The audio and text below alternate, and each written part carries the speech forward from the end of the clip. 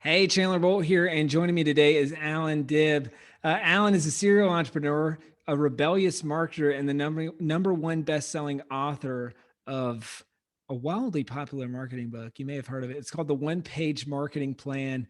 He started and grown multiple companies, successfully exited multiple companies in various industries, and he's really passionate about helping businesses find new and innovative ways to leverage technology and marketing to grow their business. So today we're going to be talking about how his book sold so well. Spoiler alert: it's got over 4,000 reviews on Amazon and is as I look right now still a number one bestseller in the global marketing category. And we're also going to be talking about his concept of a one-page marketing plan and how you can create a one-page marketing plan for your book as an author. This is going to be fun. Allan, welcome. Great to have you here. Hey, Chandler, pleasure putting me on. Yeah, so I want to start with why did you write this book? Like why was this something that was important to you, and where did the impetus of the idea come from?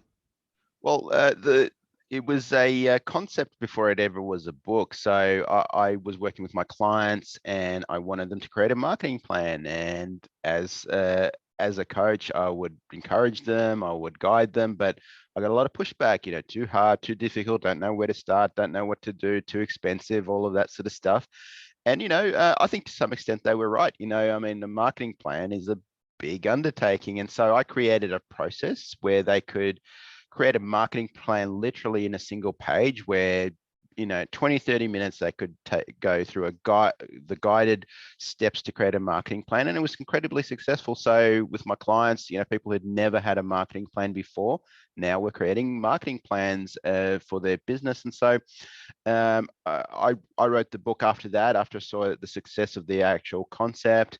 And for me, it was, I wrote the book I wish I had when I was starting to uh, in my first business, because I attended every conference, every seminar, had coaches, and I got value from each one of them. I'm not putting any one of them down, but there was nothing that took me from literally zero. And for context, I was a dead broke IT geek. I was good at what I did, but I had no idea how to get a client. I knew computers, I knew technology, all of that. I had no idea how to get a client in the door. And so for me, I wrote the book for someone who was in my shoes, and where we literally assume nothing. In the book, I literally have a section where I give the definition of marketing. So Mm, we go from there to really finishing up where you can create a direct response marketing strategy, a sophisticated one, in 9 steps. that's So great. I that's, love yeah. that. And I love you and I feel like are aligned on so many things, and one of which, I mean, you're a systems guy, and so I love that this started with a system and a framework that then became the book. And so, any tips for Mm. folks who are either in a one-on-one coaching environment, in a consulting environment, or maybe they're running an agency or like some sort of business where they're helping clients on how to bubble up a framework from something that you're teaching all the time? Because I think that's inherent probably from your IT background or maybe just the way that you Yeah. think, but it's I think for a lot of people that can be difficult. I see the framework as being really the cornerstone of your thought leadership ecosystem. So not just your book, but your course, your everything that you're going to do. And when I'm working and coaching other thought leaders, that's really what we work on. We're like, what's your framework? What's going to be the thing that you're famous for? For me, it's the one-page marketing plan. For Michael Gerber, it was the E-Myth.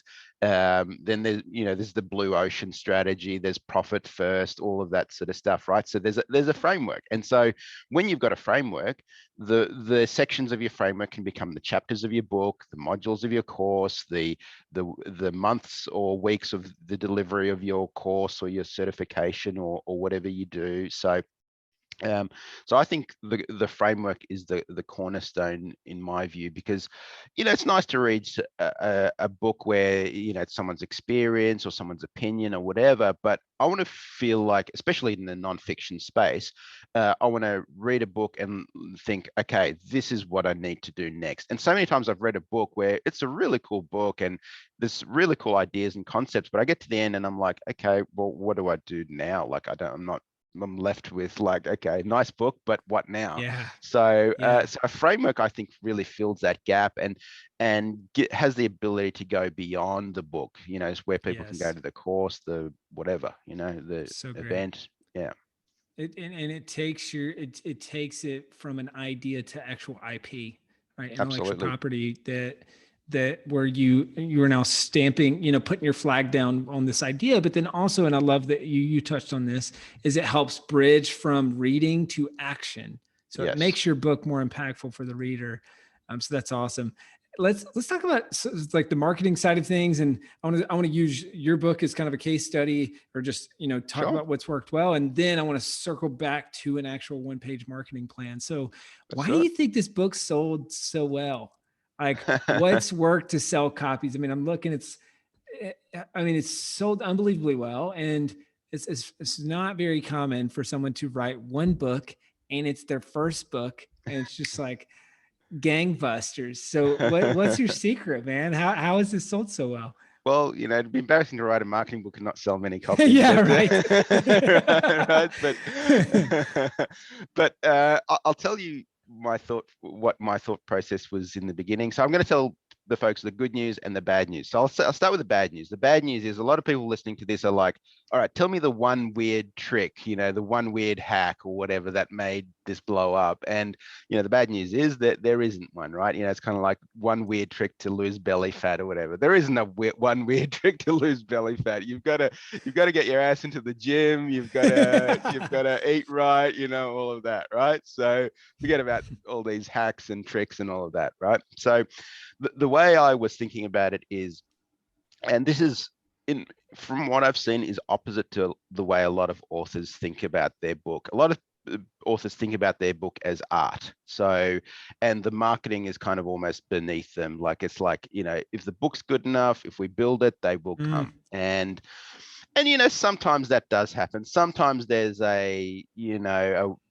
something that just connects, something that's really topical or whatever, but that's kind of like a random act. That's like, we can't predict that.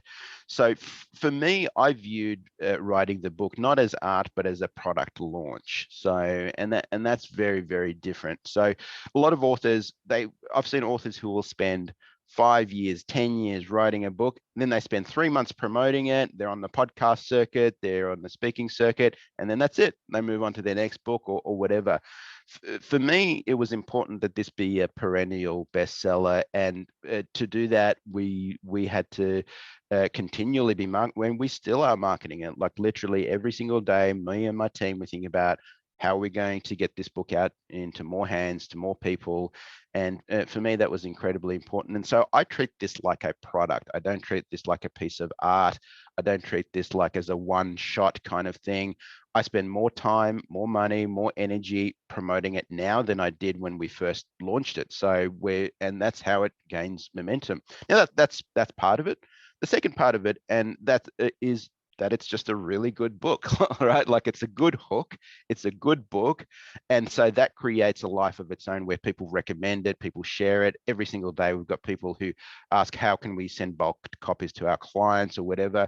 Now, people wouldn't do that if that was a crappy book, right? So that's an important part, that you're actually creating a good product, but that's not the whole part of it. You need to have a good product and you need to promote it, which is yeah, important. and I love that you mentioned that, because this is what I call like the Toyota Camry versus the sports car book launch. It's like most people treat a book launch like a sports car.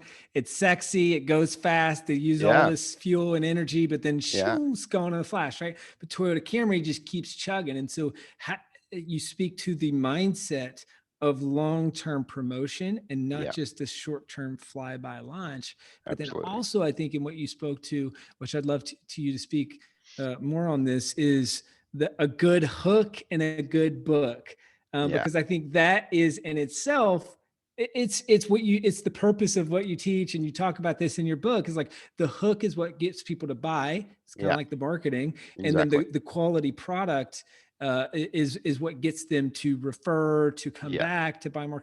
So can you speak to that of why having a good product isn't enough, and why this is important? Kind of your thoughts here. Well, there's two things that you need to have a hit product, or even a hit book, anything, a course, a widget, anything, right? So you need to have a good product, because that's going to keep retention, right? That's going to keep people from refunding, from writing bad reviews, from not recommending it. So the product needs to be good, and I think most people understand that. But most people stop there. They think, hey, build it. If we build it, they will come. The product will take a life of its own. And like I said, that happens sometimes, but it's rare. Most of the time, in life, we don't get what we deserve, we get what we negotiate, right? So having a good product is great for customer retention, for reader retention, for people to refer books to other people. But before we think about customer retention, we need to think about customer acquisition. And so the second component is the marketing or the distribution. And that's really having a good strategy for, how am I going to get this in as many hands as possible? What's going to make people see the title and say, hey, that's for me? What's going to make me show up in Amazon when someone searches for something, because Amazon is really a search engine. So all of those things, you want to think those things through. So yes, write a really good book, incredibly important, but now we need to think through the marketing side. What's going to get people to say yes? What's going to get people to click? What's going to get people to find us in search results? All of those sorts of things need to be thought through. It's incredibly important. And so kind of starts with the title. I like, I know it's sort of in vogue to do all of these kind of weird titles where, those one word titles that are really hard to understand, or whatever. And maybe that's okay if you've already got a big audience and people will just buy whatever you're selling anyway. That's fine. But for me, I was literally an unknown. Nobody knew me from a bar of soap. So so for me, it was incredibly important that, and I can still, by the way, I can still walk through an airport safely without being mobbed by by a crowd. So no problems there. But for me, it was incredibly important that someone read the title and it be completely obvious what this is, and it be like, hey, Yes. wow, I need this.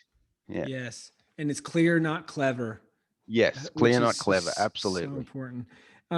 So I love that you spoke to the mindset, you spoke to the hook, and the title being clear. You spoke to writing a great book, and then that kind of, once you pour water into the bucket, it's not a leaky bucket, Yeah. and that keeps going.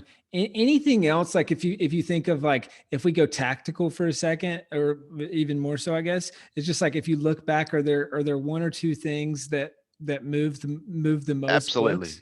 Absolutely. And I follow reader. I get reader email every single day, and I love that. I don't think many marketing consultants get fan mail, so it's kind of cool to get that. But one of the things that keeps coming back is, I really wrote the book so that anyone at any reading level could understand. I use short sentences, easy to understand words and phrases. It's not written in an intellectual academic way.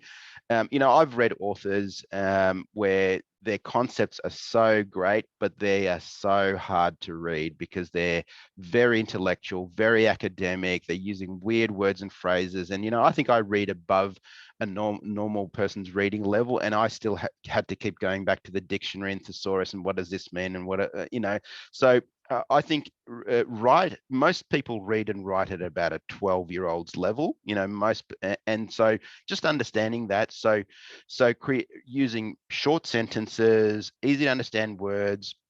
I was reading the other day that that's part of the success of James Patterson, one of the top selling authors in the whole world. His stuff is just so easy to understand and read. He uses short sentences, short words, doesn't use weird words and phrases and all of that. So I think that was very important. The other thing I think the book is almost like a course. There's action items, there's worksheets that I refer them to. So I always thought, how can I get people beyond the book? Because, as you and I know, Amazon doesn't give the data of the readers, who's reading the book. You really don't know. So how can we get them onto our own platform, capture email addresses, give them value beyond the book? So I think that's incredibly important as well.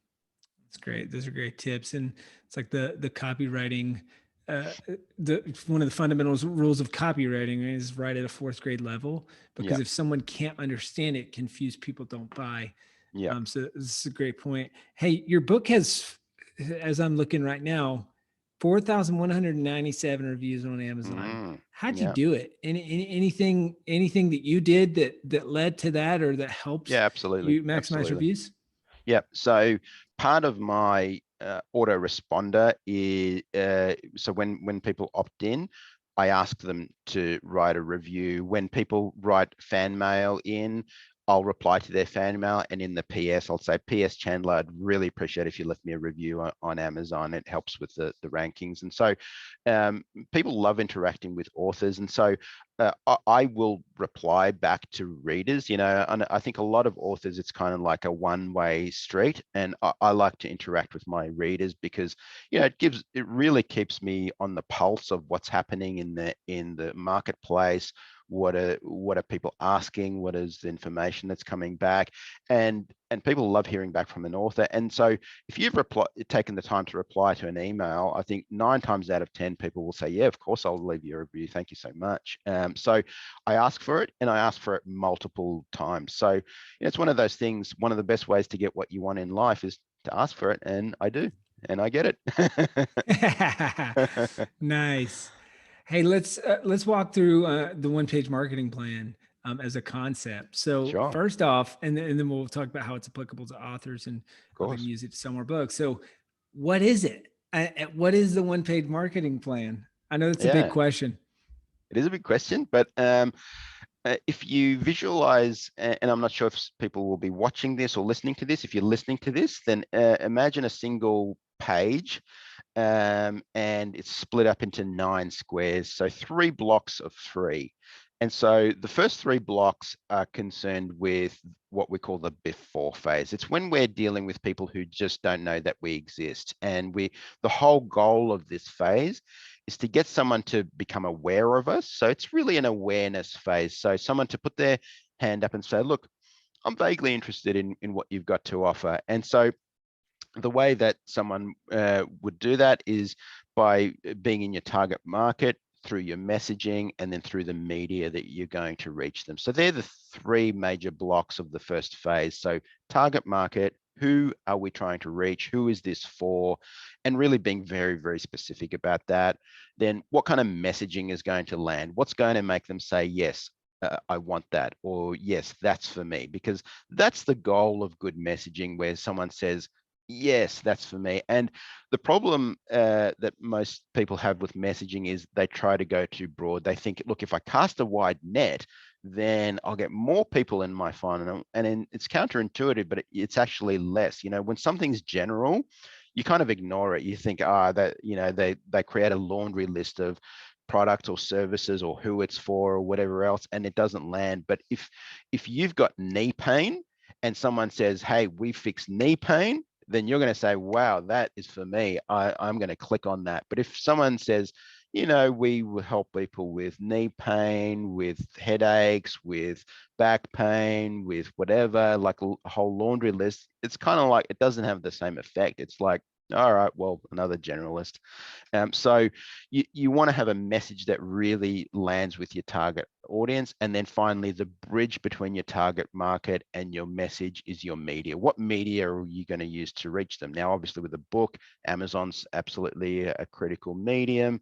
The Facebook, Instagram, online, offline. So where does my audience live, so to speak, online? And then how am I going to reach them? What media am I going to use to reach them? So that's the before phase of the one-page marketing plan. Does that make sense? Yes, sir. Yeah, it does. Sorry, I Perfect. was Perfect. scrambling for the unmute button. So you've No, all got the good. before phase, which that's the starting point. So if we're going back to kind of this visualizing this grid, so we got the before phase at the top, and then you said the Yep. next phase is the during phase. The next phase is the during phase. So the during phase is where we take people from being vaguely interested in what we've got to offer to becoming a paying client. So that with that, we do lead capture, we do lead nurturing, and then we take them through finally to sales conversion. So from a book perspective, that would be around how do we capture attention? How do we get them on our mailing list? How do we continue that conversation? And then how do we convert them either to buying the book or buying the upsell from the book or buying your course, whatever it is that you're selling. So taking people from being vaguely interested in what you've got to offer. So maybe they've clicked on your ad, maybe they've opted in on your mailing list, maybe they've called your office or whatever it is. So how do we take them from that to sales conversion? So it's really lead capture, lead nurturing, and then sales conversion is the during phase. And then finally, we get into the after phase, and that's the final 3 blocks. The after, and a lot of people believe marketing is finished when you've made the sale, but in my experience, nothing could be further from the truth. That's the real money is made in the after phase. And the after phase is concerned with how do we deliver an awesome customer experience? How do we increase customer lifetime value? And then how do we create a really virtuous cycle through a referral loop? How do we get orchestrate and stimulate those referrals? So basically there's those 9 blocks split up into 3 major phases. So that's what the one-page marketing plan is. If you're listening to this, you can visualize it. You can also download a copy of the one-page marketing plan canvas. It's free on my website. I'm sure there'll be links to all of this, but it's at successwise.com. You can download a free copy of the canvas and it'll take you through those 9 steps and 3 phases. Cool. And that's what I was about to ask. Is there a specific link where people can go to actually to download the canvas or the worksheet? Yeah, the best place is successwise.com and it'll be just there on the homepage. So we're practicing what we're preaching. The framework is the star of the show. So it's the book, it's the template, it's the course. So and it really, I'm proud that there's been over 500,000 people who've gone through this whole framework, which is really, really Holy cool. cow.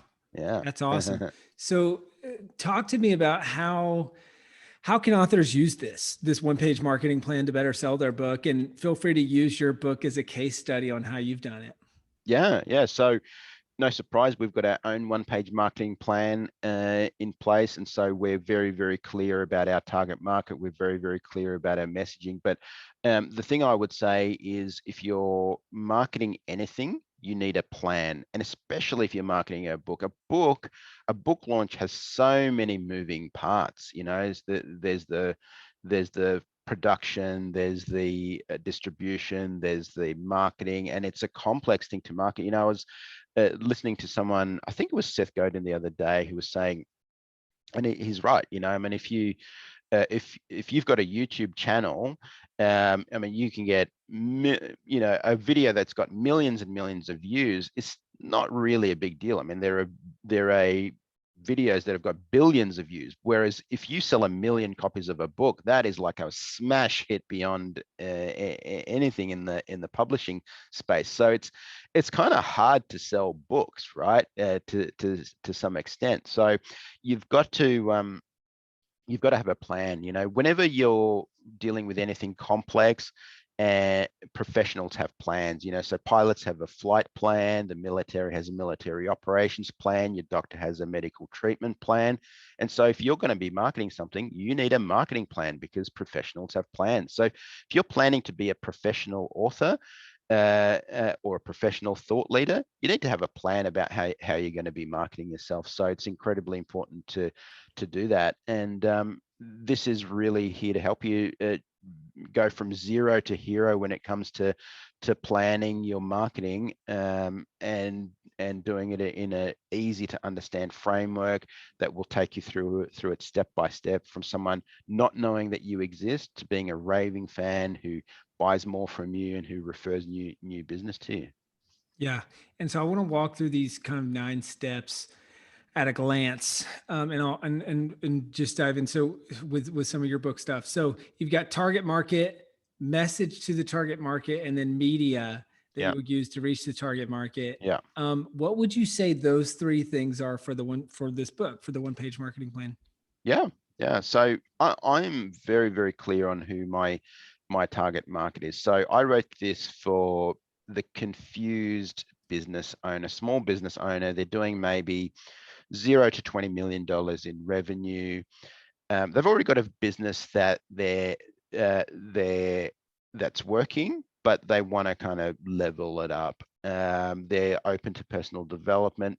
Obviously, someone who's a book reader is into personal development, generally speaking. They're usually already spending money on advertising. Often they're selling pretty high ticket items as well.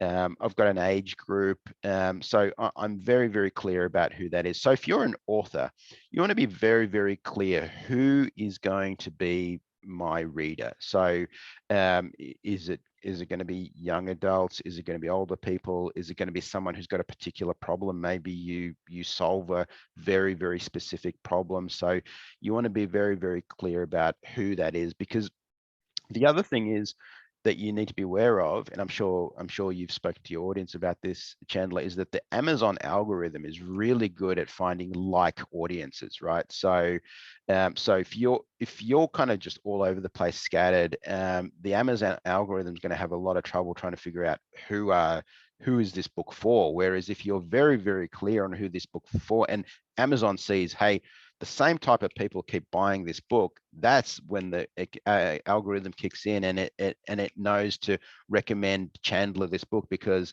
Chandler looks like one of the other people who buy this book. So being very, very clear from it as an author who your people are is very, very important. I think it's Seth Godin who says, stuff for your people, not people for your stuff, right? Meaning find your audience first and then give them what they need, rather than creating something and then trying to find Great. people for it. Yeah.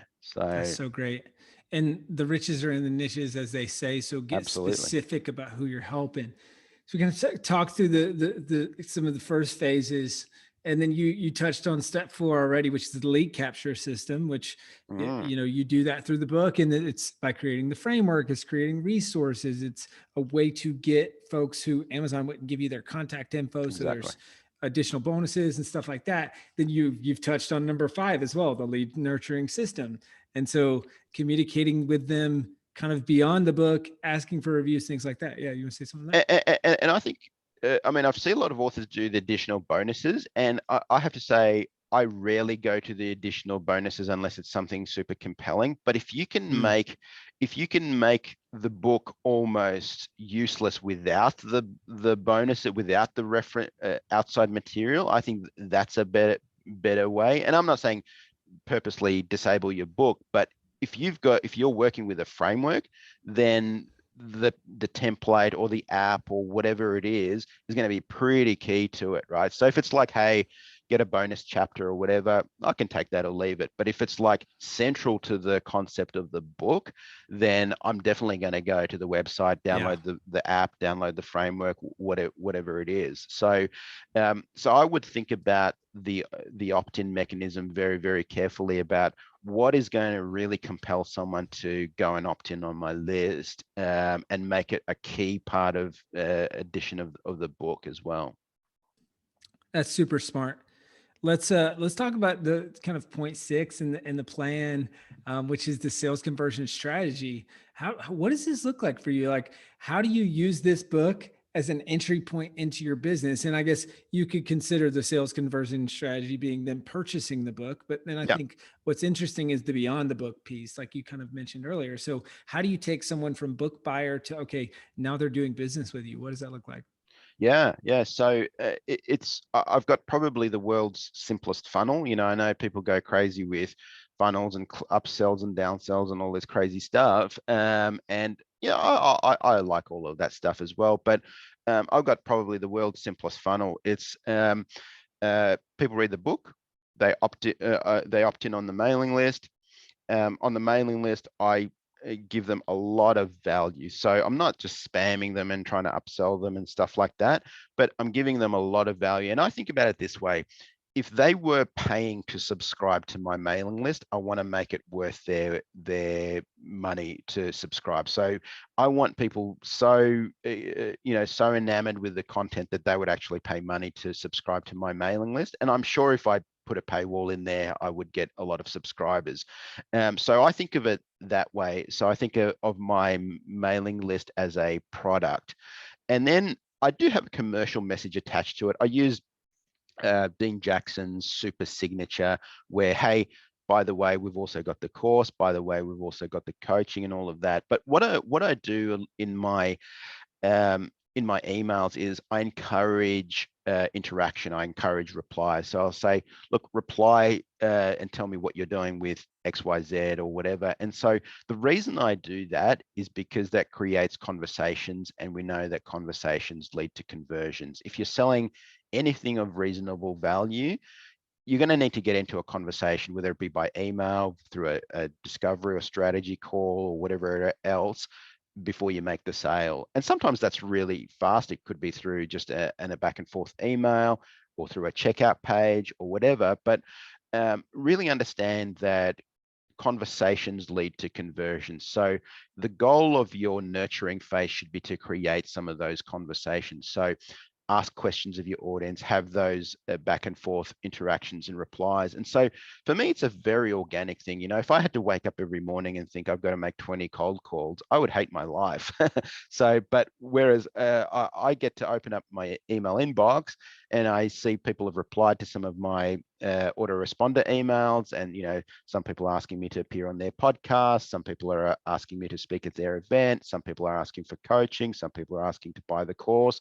That's an awesome way to do business. I love that, where it creates a lot of goodwill and a lot of inbound. I don't have to do hard sells and do these crazy offers and upsells, downsells, funnels, and all of that sort of stuff. I'm just really, the goal of my nurturing phase is creating conversations with people, and I love having conversations with people, and people like feeling heard and understood. And so I think that's such a natural and organic way of selling. I used to hate selling because I used to think that selling used to be all about pressuring people and weird closes and all of that sort of stuff. But that just makes you feel weird, and it makes other people feel weird. So for me, selling is now very pleasurable because it's really about having conversations. Yep, that's great. And when it's done well, sales is service, It and is. serving and helping people. What would you say, like, the pie chart of revenue total? Is it largely book sales? Is it largely the business that comes from the book? Is it speaking in tandem? I mean, obviously with COVID and all that stuff, there's not a ton of speaking happening besides virtual. But what does that kind of revenue pie chart look like for you? Yeah. So you would be surprised how much I do from the book. I think we do well into the six figures in royalties from the book, but it's definitely not the majority of the business. So if I had to pull a percentage, I would say maybe the book sales are 10% of the revenue of the business. And I'm self-published, so I make more than a published author would. But yeah, we do well into the six figures in book royalties every year. And now I'm working on my next book. But yeah, I see the book as one of the best lead capture and lead nurturing mechanisms, because people come in really warm. They're not, when Yeah. people come in on a discover a strategy call, they're not like, hey, what is this and how much does it cost, and what is this about? They're like, hey, I read your book, I understand your process, I love what you're doing or whatever. How do we get started, right? So you're having conversations at a much higher level. And I'll tell you a story, actually. Uh, I don't consult in the corporate space much anymore, but I used to a few years ago. And I walked into a pitch meeting where we would pitch to do like a six-figure consulting deal. And I walked in, and the whole executive team is there, and they all had a copy of the book. And the CMO of the company asked me to autograph her copy of the book. And I'm like, inside I was like smiling. I'm like, they're asking, I'm here at a pitch meeting and they're asking me to autograph the book. The next guy is going to come in with his flimsy business card and his little pitch deck or whatever. And of course, yeah, it was a slam dunk. It's like, and I think of a book as like the nuclear weapon of business cards. It's just such a powerful tool as a business card. So of course I won that deal, and it was no competition. So if you're in the coach or consulting or thought leadership space, having a book as a business card is so powerful. That's awesome. I was writing that down because I always say, a book is the new business card, but I've never heard a book is the nuclear weapon of business cards. Yeah, that's awesome. Hey, I got a couple of final questions for you, Allan, and two of Cool. these I'm personally curious on. I know I saw where your book is, so I'll kind of go lightning round. I saw where your book it's being used as a textbook in multiple colleges. How did that Yeah. happen? Well, that was a surprise to me. I mean, which is really, really funny because I dropped out of business school. So now, Same. yeah. So now, it happened a couple of years ago where one or two colleges wrote back to us and said, "Hey, we're using your book in our entrepreneurship course. Do you have any teaching resources?" And we were like, "What? Like they're using our book in their college course?" And then more and more came out of the woodwork, and then we started actively marketing it to some of the professors, and so we got take up there. And what I like about that is, every term or semester, a whole new batch of students order copies of the book, and we've got the university bookshops asking us where do we get copies of the book and all that sort of thing. So it came about by accident, but through that accident, we started purposely marketing it to them as well, which is really, really cool. And we know that people who graduate from these programs are going to go on to be marketing people in companies and things like that, which is really, really cool. So I think the lesson from there is to really watch out for unexpected places where your book is being used, and Yeah. then double down on those. So that was kind of really cool. That's a great lesson. Um, Totally separate topic. Foreign rights. You published the book in multiple languages, it looks like, and I noticed the Spanish version is selling pretty well and has like 200 something reviews on Amazon. So self-published book, foreign rights. Why did you do it? How'd you do it? Like any lessons learned for other self-published authors looking to sell the foreign rights to their book? Yeah. We've got the book now in about 17 or 18 languages. So every few months, and 4 or 5 copies show up at my office in some language. I just had Polish come in. So most of the foreign rights deals are done by like full on foreign publishers. So they will usually inquire. They'll say, other rights in Polish or Spanish or whatever available, and if they are, we'll say it is, and then we'll get into a conversation around royalties and advance and all of that. The Spanish edition is the only edition that we've actually self-published ourselves No way. as the foreign edition. And I think I'm going to do a German edition as well myself, because I keep getting requests from people in Germany. I think it's a good market. So I think I'm going to do my own translation. All the other translations have been done by publishers who've come to us and bought the rights from us and do it. And I think our most unusual country is Mongolia. So we've got a Whoa, Mongolian edition, which is that's crazy. Like, awesome. and What a cool feeling. it is cool. And it's I don't know, fortunately or unfortunately, in some regions it's been pirated. So in Iran it's been pirated. So I get fan mail from people in Iran saying, "Hey, love your book," and all of this sort of stuff. And when that first happened, I thought, hang on, we didn't translate our book into Persian, and so someone's taken it and pirated it in Persian. No So way. I'll take that as a compliment. Yeah.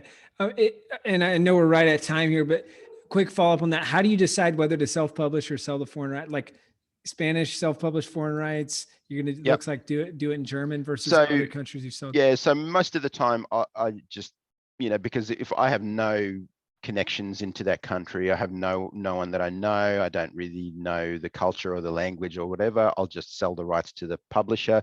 So 9 times out of 10, I'll do that. But some bigger markets like Spanish, and I do have connections into Spanish-speaking countries, and same with Germany. Again, big market, and I do have some connections into there. So that's where I'll take kind of a chance and do my own, because it is expensive to pay for translation.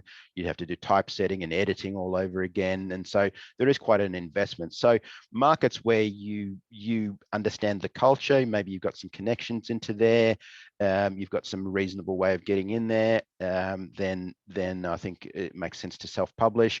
If there are markets that you just have no idea, you don't understand, you don't know anyone there. So for example, for me, Chinese, Japanese, a lot of the Asian sort of cultures, I just have no idea. I don't know anyone there. I don't understand the culture very well. So I just let the publisher run with it. So, and just sell the Nice. foreign rights there.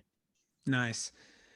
Allan, it's been awesome. Knowing what you know now, what would be kind of your parting piece of advice, or your advice to Allan from how many ever years ago, and all the other Allans out there that are thinking about writing their first book? Well, to me, I won't give you book specific advice, but I'll give you product specific advice, because I think a book is a product, is the best marketer wins every time. You know, that's something that a mentor taught me, and I wish I'd learned that much earlier. I wish the best product won every time. I wish the most deserving people got paid the most. I wish all of that sort of stuff, but that's not reality. So you don't get what you deserve, you get what you negotiate.